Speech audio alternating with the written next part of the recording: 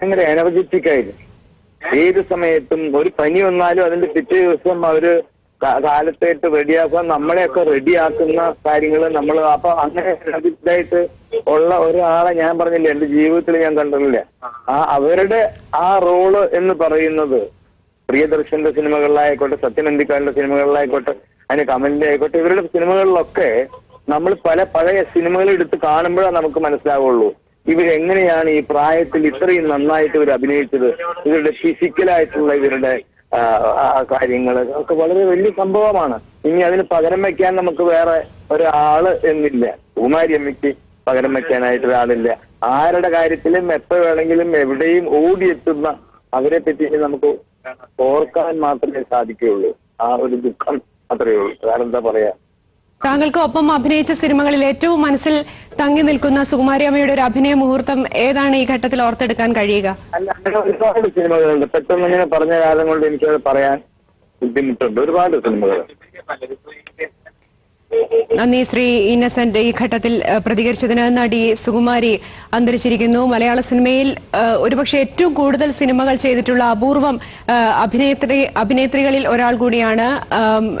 ശ്രീ ജഗതി ശ്രീകുമാറിനൊപ്പം അതിനേക്കാളും മുതിർന്ന ഒരു താരത്തെ ആണ് നഷ്ടമായിരിക്കുന്നത്. ജഗതി ശ്രീകുമാർ, പ്രേം നസീർ, അതുപോലെ സുകുമാരി അമ്മ ഏറ്റവും കൂടുതൽ മലയാള സിനിമകളിൽ വേഷമിട്ടിട്ടുള്ള ഒരു താരമാണ്. വളരെ മുതിർന്ന നടി. ഒരു മാസത്തോളമായി ചെന്നൈയിൽ ചികിത്സയിലായിരുന്നു. ഒരുപക്ഷെ അപ്രതീക്ഷിതമായി തന്നെയാണ് മലയാള സിനിമാ പ്രേക്ഷകരെ സംബന്ധിച്ച് ഈ വാർത്ത എത്തിയിരിക്കുന്നത്. വിവിധ ഭാഷകളിലായി അഭിനയിച്ചിട്ടുണ്ട്. വിമൽ റോയ് വീണ്ടും ചേരുകയാണ്. വിമൽ, ഇപ്പോൾ കുടുംബാംഗങ്ങളുമായി സംസാരിക്കാൻ കഴിഞ്ഞിട്ടുണ്ടോ? നാട്ടിലേക്ക് മൃതദേഹം കൊണ്ടുവരുമോ? അത്തരം സംസ്കാര ചടങ്ങുകളെ കുറിച്ചുള്ള ആലോചന തുടങ്ങിയിട്ടുണ്ടോ? തീർച്ചയായും കേരളത്തിൽ വെച്ചായിരിക്കും സംസ്കാര ചടങ്ങ് നടക്കുക എന്നാണ് നമുക്ക് ഇപ്പോൾ അറിയാൻ കഴിയുന്നത്. കേരളത്തിലാണ് കേരളത്തിൽ വെച്ച് അന്ത്യവിശ്രമം നൽകണമെന്ന കാര്യത്തില് മകൻ സുരേഷ് ഇപ്പോൾ മുഖ്യമന്ത്രി ജയലളിതയുമായി സംസാരിച്ചതിന് ശേഷം തീരുമാനമെടുക്കുമെന്നാണ് നമുക്ക് അറിയാൻ കഴിയുന്നത്.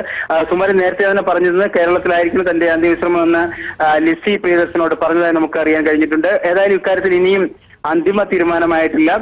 ഹൃദയസ്തംഭനത്തെ തുടർന്നാണ് അന്ത്യമുണ്ടായത്. കഴിഞ്ഞ മാസം 25-ാം തീയതിയാണ് പൊള്ളലേറ്റ് സുകുമാരി അമ്മയെ ചെന്നൈക്കടുത്ത് ഗ്ലോബൽ ആശുപത്രിയിൽ പ്രവേശിപ്പിച്ചത്.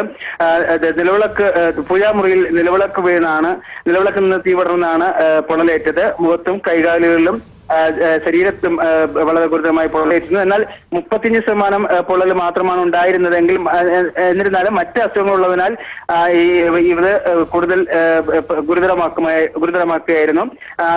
വൃക്കയിലും ഈ പൊള്ളലിന്റെ ഇതുണ്ടായതുകൊണ്ട് തീർച്ചയായും അവർക്ക് ഡയാലിസിസിന് വിധേയമാക്കേണ്ടി വന്നിരുന്നു. നിരവധി തവണ അവരെ ഡയാലിസിന് വിധേയമാക്കിയിരുന്നു. എന്നാൽ വൈകുന്നേരത്തോടെ കഴിഞ്ഞ 2 ദിവസമായി സുകുമാരി അമ്മയുടെ നില അതീവ ഗുരുതരമായതായാണ് ഡോക്ടർമാർ അറിയിച്ചത്. തുടർന്ന് വൈകുന്നേരത്തോടെ ഹൃദയസ്തംഭനത്തോടെ അന്ത്യമുണ്ടാവുകയായിരുന്നു.